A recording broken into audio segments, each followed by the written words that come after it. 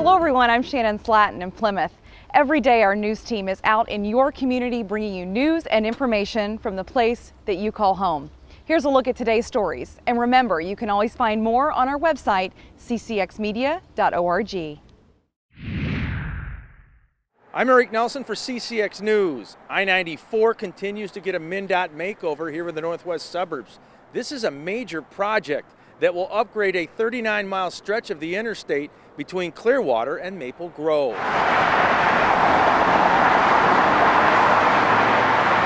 This is just one leg of it. There's actually four legs at the Dayton Parkway interchange, where we're building a new bridge, working with the city of Dayton so people can have an on and off exit ramp there. That is underway. MnDOT has switched all the I94 traffic to the westbound lanes so they can work on the eastbound part of the interstate. Road crews are rebuilding bridges, adding access lanes, and improving storm drains.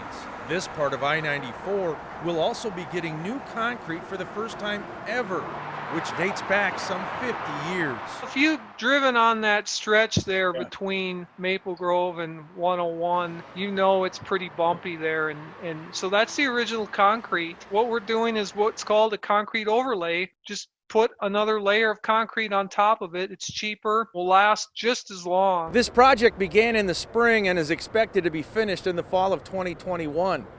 The total tab for these I94 improvements, $125 million. In Maple Grove, I'm Eric Nelson, CCX News. It's the first day kids are back at PICA Head Start in Brooklyn Center. Coloring and booming with curiosity. You'll never guess these kids had ever left. The kids are excited to be here. Staff are excited to be here. But PICA Head Start Director Rico Alexander explains just how much has changed since the global pandemic. We're going to have smaller group sizes in the classes.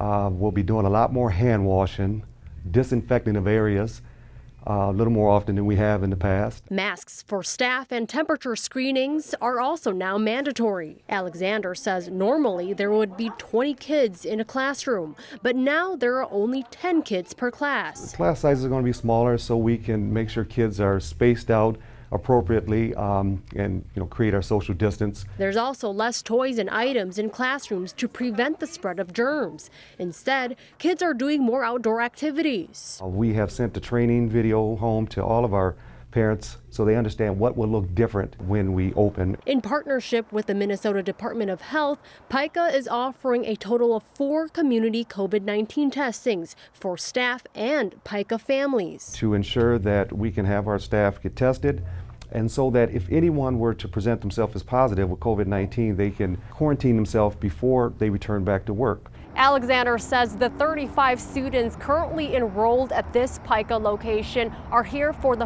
4-week summer session to get them to speed for kindergarten. Reporting in Brooklyn Center, Pafua Yang, CCX News. Like I said, they're pretty docile at this time, so we can get pretty close to the hives without them even noticing. Tucked away among the trees behind Hennepin Technical College, They like a little bit more a mild winter. Is a small patch of grass with 2 wooden boxes, the contents of which have become a buzzworthy passion project for Kyle Hagberg and Ashley Shaw. These are more experimental learning hives. So these are the ones that pollinate the gardens and all that kind of stuff, and these give the students specifically real hands-on experience at keeping bees. Kyle is no longer a student at Hennepin Tech. The way to look for a queen is you just scan your eyes across. And Ashley graduated this past May. Kyle trained me in last fall, and then I've been working on them with them all summer. But they keep coming back week after week to check on these hives because the classes they took here helped them develop a love of bees and a greater appreciation for the insect's role in nature. For me to be healthy, I need bees, so it's a sustainability thing for sure. Hennepin Tech offers several associate's degrees in its landscaping, greenhouse, and garden programs, and supporting pollinators is part of the curriculum. I've been here 20 years, and every year I've added something to the program that makes it more sustainable, more exciting. It's not just about sitting in a classroom. Deb Kwame is Hennepin Tech's landscape greenhouse instructor.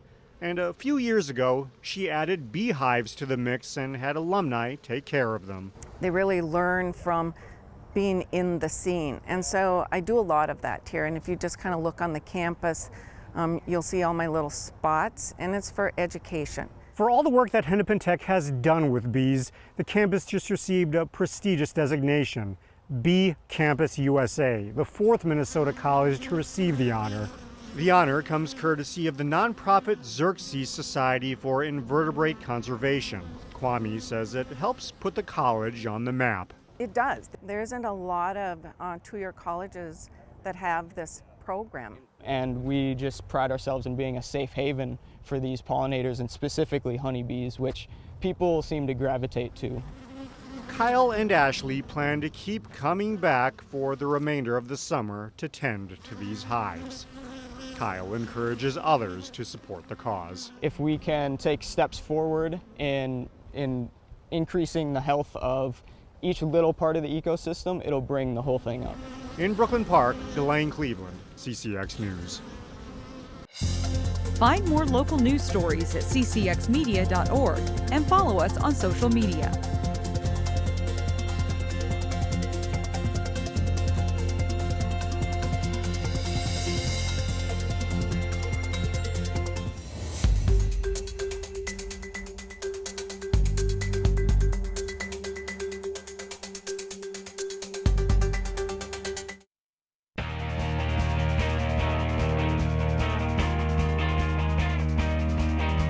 This coming Monday is the start of fall high school sports practices, but the roster of sports will shrink by at least 2. Football and volleyball have been postponed until spring due to the COVID-19 pandemic. Jason Melillo got reaction from the Maple Grove football team. Despite some hurt feelings, I was pretty mad, honestly. The Maple Grove football team is trying to make the best of the State High School League's decision to postpone the prep football season. For these kids, they put a lot of effort in, and so we're excited. We're going to make the most out of it, and obviously we'd love to play in the fall. Football is the fall to us, and so it's going to be a change, but we'll do the most of it.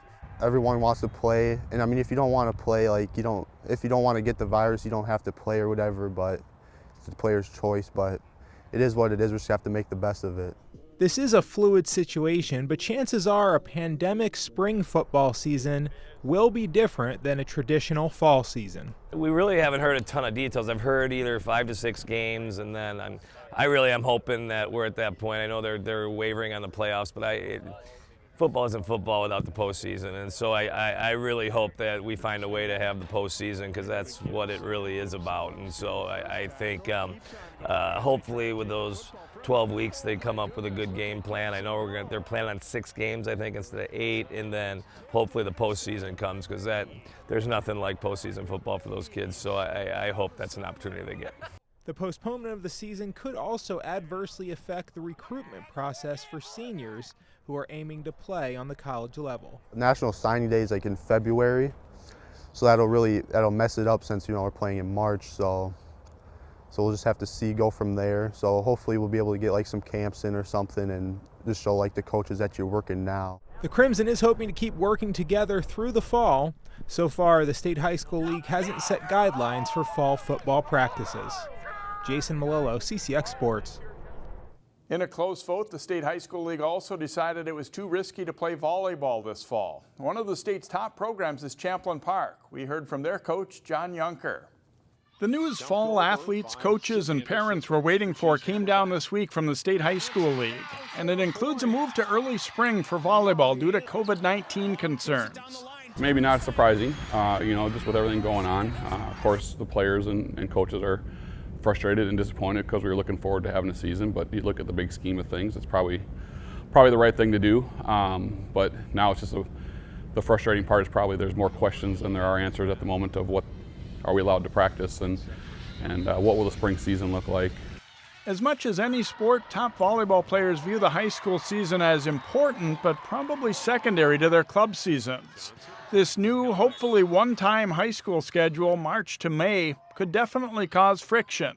On the surface, I think there is a concern that there might be some conflict between the club and the high school season, but You know, the goal is that there's meetings coming up here and between the Coach Association and club directors and people that are going to make the decisions. I think we're at a crossroads here, and I think we can make a good decision that people come together and meet in the middle and make it so the kids can do both. The last thing you want to have is somebody have to choose.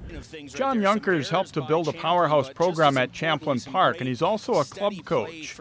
He's trying to stay positive and also mulling what the Rebels may do this fall to stay sharp for the now delayed season. We probably treated the same way we treated some of our summer stuff. Just kids come in, we break them up by age group because again we haven't had tryouts, and just train them and run them through some drills and get them prepared the best we can for the little time we have them, and then we'll see them again in March when we can have the tryouts. There are still a lot of questions, but at least now the high school teams have a season to look forward to. That's it for sports. For more stories, go to our website, ccxmedia.org. Find more prep sports games and highlights at ccxmedia.org and follow us on social media.